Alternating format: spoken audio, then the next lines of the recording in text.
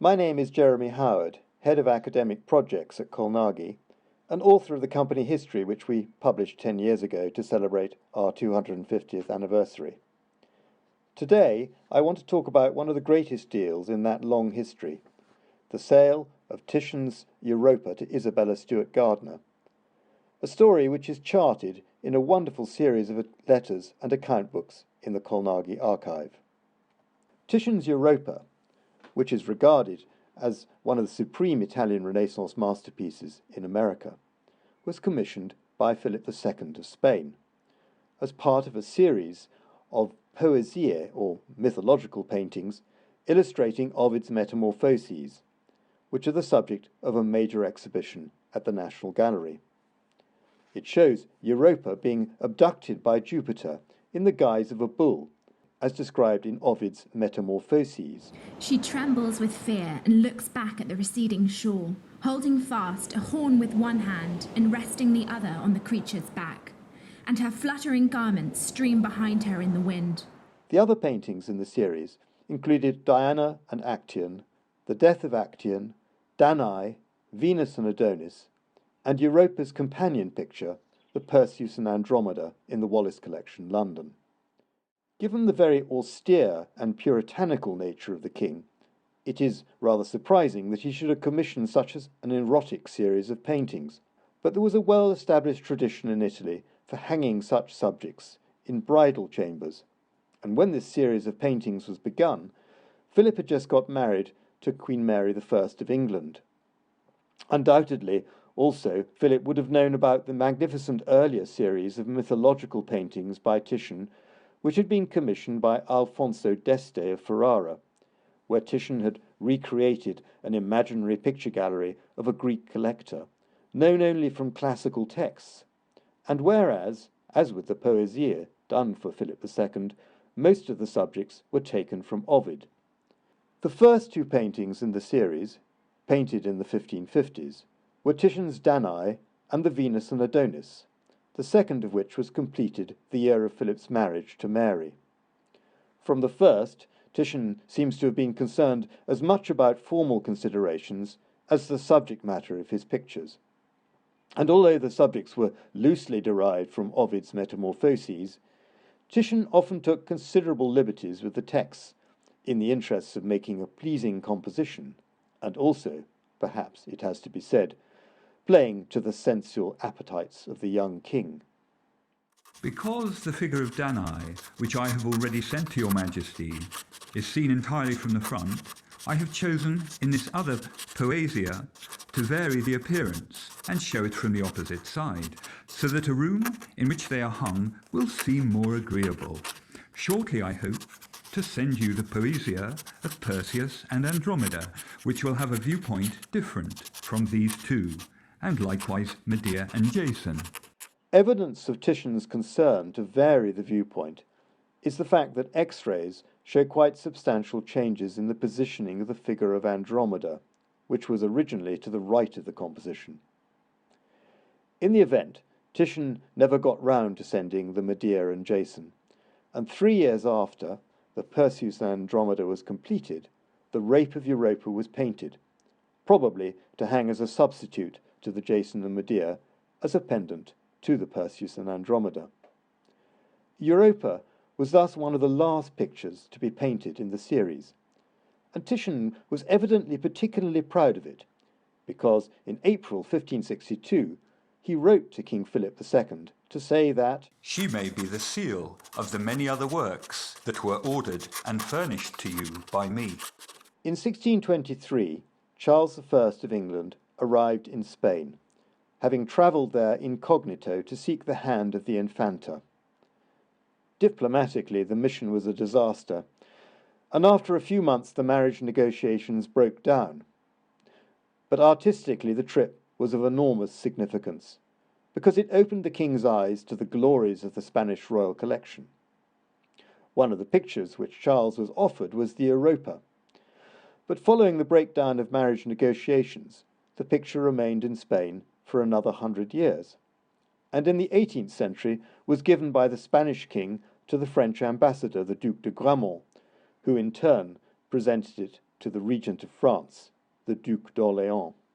There, in the Palais Royal in Paris, it hung amongst a very important collection of over 500 paintings formed by the Regent, mainly between 1700 and his death in 1723. Louis-Philippe d'Orléans, the Regent's great-grandson, whose huge income could not keep pace with his gambling habit, impulsively sold the collection en bloc to a banker in Brussels, who immediately sold it at a huge profit to the connoisseur Jean-Joseph de Laborde de Méréville. He set about adding a gallery to house it, attached to his hotel in the Rue d'Artois. Ruined by events, he was forced to sell it once more. The 147 German, Dutch and Flemish paintings were sold by Orléans to Thomas More Slade, a British dealer, in a syndicate with 2 London bankers, and taken to London for sale.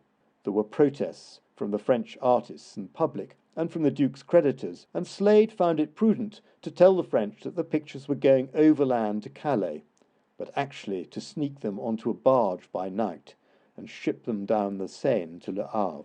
These paintings were exhibited for sale in London's West End in April 1793 at 125 Pall Mall, where admissions at 1 shilling each reached 2,000 a day, and they were sold to various buyers.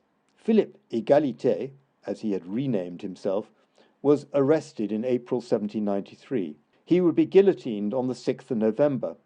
But in the meantime, sale negotiations for the Italian and French paintings from his collection were renewed.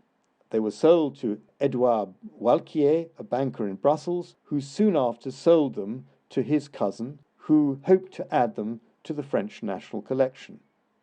After the start of the Terror and the execution of his father, as well as of the Duc d'Orléans, Laborde Méréville, who had bought the pictures, had to escape France and brought the collection to London in early 1793. The pictures, which included the Europa and others of the Titian Poesia, were put on exhibition for 7 months in Bryan's Gallery in Pall Mall, with the larger ones at the Lyceum in the Strand. On first seeing the collection there, William Hazlitt wrote, "I was staggered when I saw the works. A new sense came upon me. A new heaven and a new earth stood before me." In 1804, at the sale of Bryan's Gallery, the picture was bought by Lord Berwick, who owned it for the next 20 years and housed it in his country seat at Attingham Park in Shropshire. It was then sold on to the Earl of Darnley, and it hung at the Earl's country house, Cobham Hall in Kent, until 1896, which is when Colnaghi became involved with the picture. In late 1851, the picture was seen and admired by one of the greatest 19th century connoisseurs, Dr. Gustav Wagen, the director of the Berlin Museum, who visited the house with Sir Charles Eastlake, director of the National Gallery, and recorded his impressions in one of a series of letters written to his wife, which were later published as Treasures of Art in Great Britain. When Wagen visited, the 6th Earl had recently done a rehang, and the picture had been moved from the gallery, seen here in this photograph, to a small anteroom. Wagen described the Europa as unquestionably the pearl of the Darnley collection, which included at least one other important Titian, the so-called Ariosto, later known as the Man with a Blue Sleeve, now in the National Gallery, to which I shall return later. In the 1890s, the 7th Earl of Darnley, like so many English aristocrats, was suffering from the effects of the agricultural depression and was very short of funds.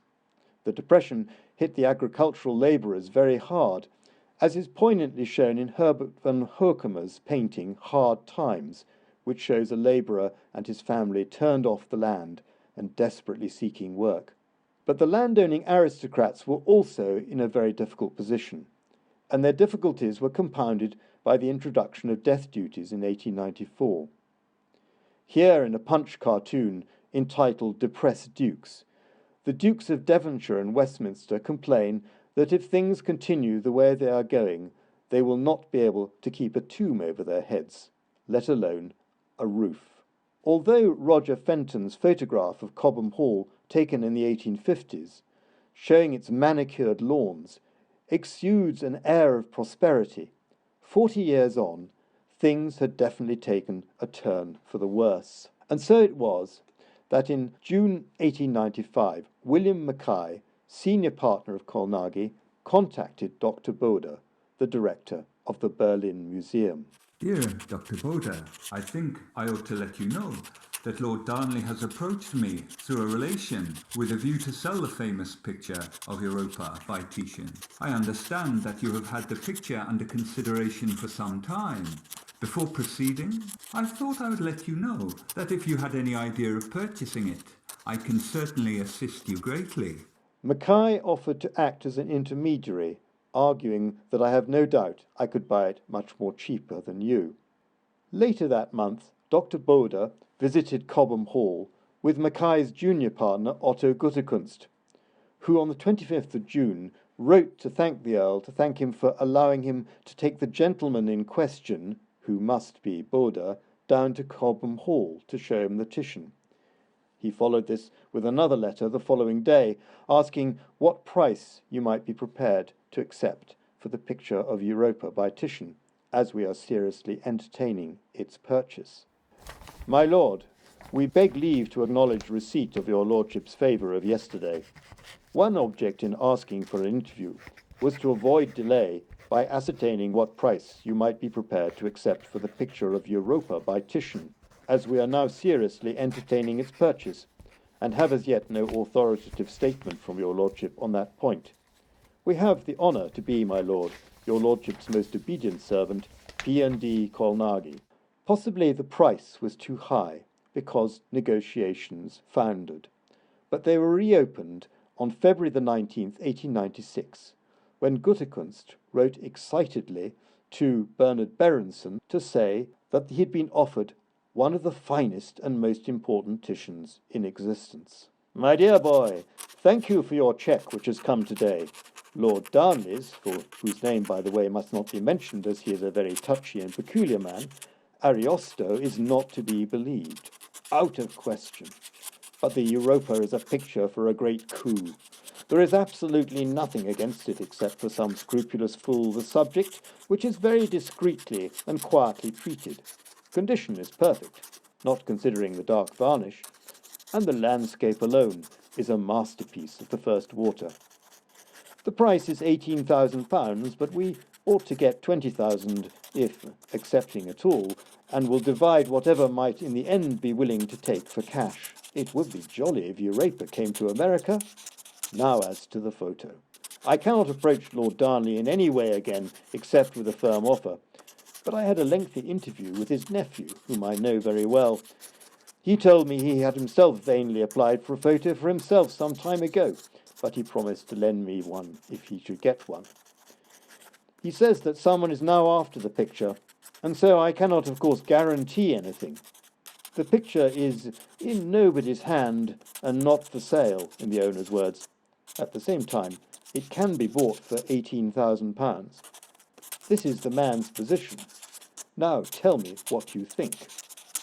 By 1896, Bernard Berenson was already established as a leading authority on Italian Renaissance painting, and since 1894 had been acting as art advisor to Isabella Stewart Gardener, sourcing most of the best pictures through Colnaghi. Born in New York and married to the successful Boston businessman Jack Gardner, Isabella Stewart Gardener became one of the most flamboyant figures in Boston society. A millionaire socialite, lion hunter and bluestocking, and one of the first great American collectors, whose circle included writers like Henry James, academics like Charles Eliot Norton, Harvard's first professor of fine arts, and painters like Whistler and Sargent. In 1875, an anonymous newspaper report described her as one of the 7 wonders of Boston. There is nobody like her in any city in the country. She is a millionaire bohemienne. She is eccentric and has the courage of eccentricity. She imitates nobody. All Boston is divided into 2 parts, of which one follows science and the other Mrs. Jack Gardner. Berenson did not offer Titian's Europa to Mrs. Gardner straight away, because during March and April 1896, he was trying to sell her an even more expensive picture that he was angling to buy through Colnaghi.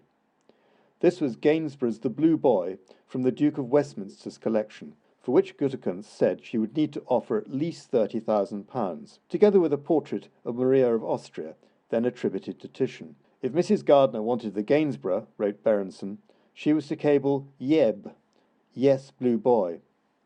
And if I receive a cable Yeb, yet it, I shall get both the Blue Boy and the Titian for you. The reply came back from Isabella Stewart Gardener. Dear Berenson, yep, yet it, which means yes, both. Unfortunately, the Duke turned down Colnaghi's offer, and in the meantime, Berenson had offered the picture to a rival Boston collector, Mrs. Edward Warren, reasoning that Mrs. Gardner could not afford to buy both the Europa and the Blue Boy.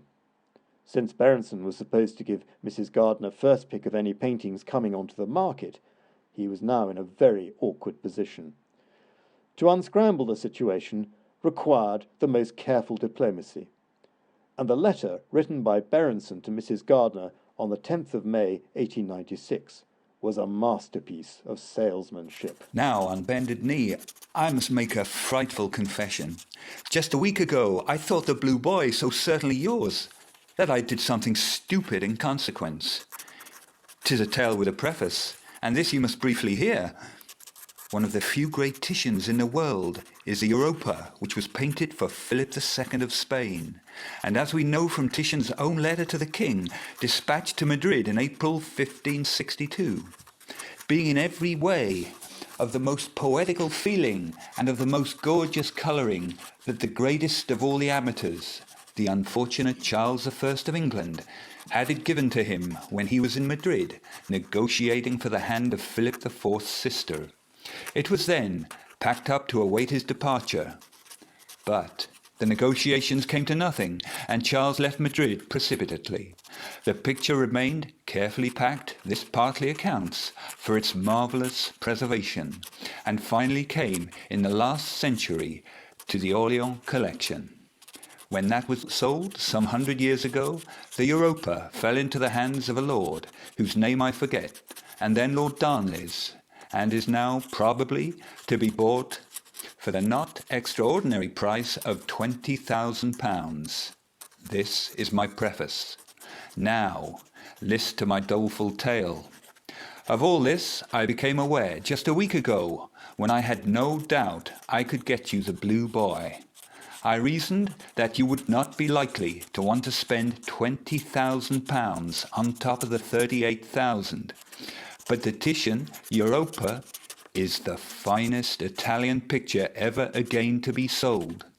I hated its going anywhere than to America, and if possible to Boston. So in my despair, I immediately wrote to Mrs. S.D. Warren, urging her to buy it. Now, as you cannot have the Blue Boy, I am dying to have you get the Europa, which in all sincerity, personally, I infinitely prefer. It is far greater picture, great and great, though the Blue Boy is. No picture in the world has a more resplendent history, and it would be poetic justice that a picture once intended for a Stuart should rest at last in the hands of a Stuart. But you have forbidden me to bring me into rivalry with anyone else. Yet I have given you my reasons, and I trust you will sufficiently consider the exceptional circumstances I have and am under no obligation to Mrs. Warren. If you cable as soon as possible, as soon as you possibly can, you can make up your mind after receiving this. Your decision will be perfectly bona fide way to come before Mrs. Warren's, and then the Europa shall be yours. Cable, please, the one word, yup, yes Europa, or nope, no Europa, to Faisolet. As usual, I am sending a poor photograph, which will suffice, if you look patiently, to give you an idea. And now, dear Mrs. Gardner, I have told you my doleful tale. Forgive me. Take the Europa, and if you decide to get her, please do not speak of her to anyone until she reaches you, so as to spare me with Mrs. Warren. Please address Fiesole until June 3rd. Very sincerely yours, Bernard Berenson. The painting itself, though, did not arrive until the end of August, provoking an anxious flurry of letters from Mrs. Gardener to Berenson. On the 18th of August 1896, she wrote to Berenson, Up to this moment, Europa has not appeared. I am gnawingly impatient. and then a few days later, she wrote again to the art historian. When comes Europa? I am feverish about it. Do come over, just to unpack her and set her up in her new shrine. Do. Then, on the 25th of August, the picture finally arrived in Boston, and Isabella Stewart Gardener wrote ecstatically to Berenson. She has come. I was just cabling to you to ask what could be the matter when she arrived, safe and sound. She is now in place. I have no words. I feel all over in one spot, as we say. I am too excited to talk. 3 weeks later, Isabella Stewart Gardener's enthusiasm for the painting remained undimmed, and she wrote to tell Berenson that she was breathless about Europa yet. She was also evidently enjoying the kudos which the painting gave her in Boston society. Dear Berenson, I am breathless about the Europa, even yet. I am back here tonight when I found your letter after a 2 days orgy. The orgy was drinking myself drunk with Europa and then sitting for hours in my Italian garden at Brookline, thinking and dreaming about her. Every inch of paint in the picture seems full of joy. Mr. Shaw, Mr. Hooper, Dr. Bigelow, and many painters have dropped before her. Many came with grave doubts, many came to scoff, but all wallowed at her feet. You see, Europa has made an impression. Good night. I am very sleepy after my orgy. Yours, Isabella. The following New Year's Day, Mrs. Gardener wrote again to Bernard Berenson. Dear Berenson, a happy new year to you. It is fitting to begin the new year by writing to you, who have done so much to make the past one full. At this moment, I am just out of bed in wrapper and fur cloak down to my feet in the drawing room, because the electrician has come to arrange for Europa's adorers when the sun doesn't shine. And in January 1903, Europa was transferred to a room specially named the Titian Room in her new museum at Fenway Court, where it was joined by 2 other Colnaghi paintings, Fra Angelico's Assumption of the Virgin and the Botticelli Madonna of the Magnificat. In 1899, Colnaghi agreed to buy Titian's great masterpiece, Sacred and Profane Love, from the Villa Borghese, for the record price of £150,000.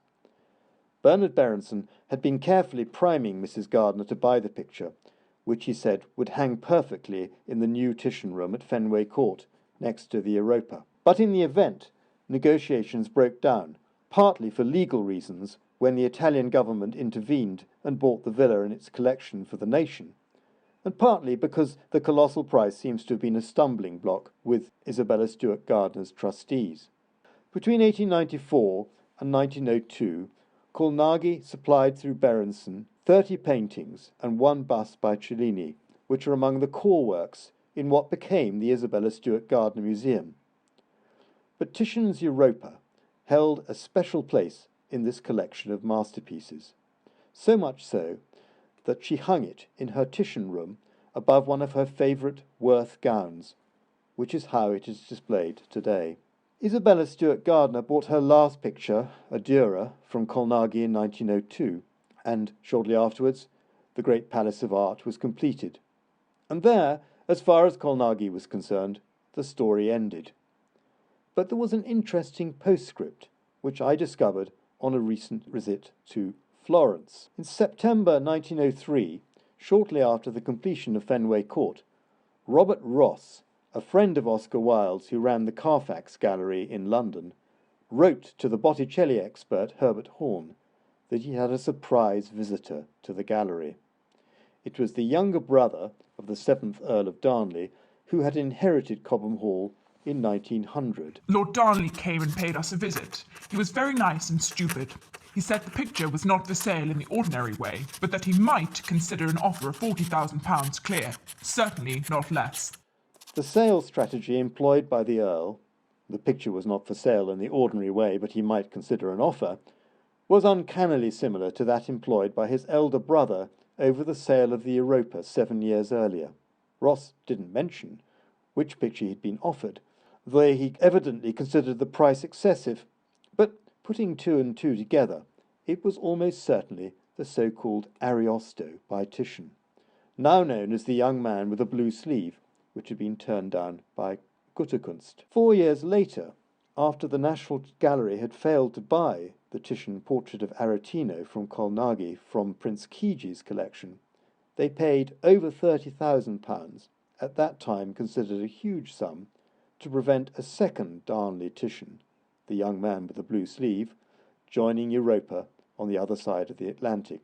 We must be very grateful that they did, although from Mrs. Gardener's point of view, he would have made a worthy companion to the Europa in the Titian room of Fenway Court. Thank you very much, ladies and gentlemen.